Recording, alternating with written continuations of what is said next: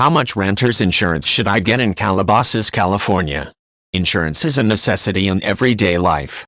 Although we often consider life insurance, auto insurance, and commercial insurance when determining our insurance needs, renter's insurance infrequently comes to mind. The reasons are many, ranging from the incorrect belief that the occupant is covered by the landlord's insurance policy to false impression, the consequence of liability insurance. The foremost thing that a renter must do after moving into rented premises is to obtain a renter's insurance policy. In fact, some landlords insist on such a policy before letting out property so that if the occupant damages it, the proprietor is covered. And critical point to be noted is that if there are independent people sharing the occupancy, separate policies will have to be purchased. Renter's insurance typically protects the tenant from great medical bills and the happening that someone gets injured on the premises. It also covers the tenant's individual belongings in occurrence of a fire, robbery, or other calamities.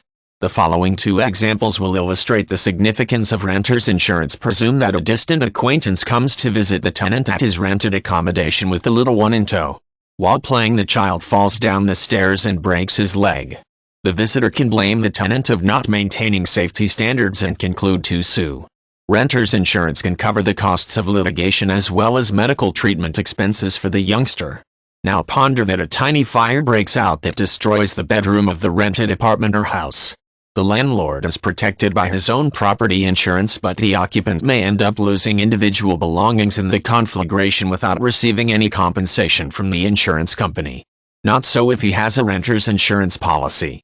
If the belongings becomes unlivable, renter's insurance will also compensate additional living expenses that mostly cover price of like accommodation somewhere else.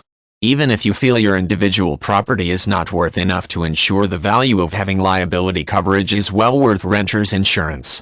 Especially since it is one of the cheapest forms of insurance at one's disposal for as low as $150 per year.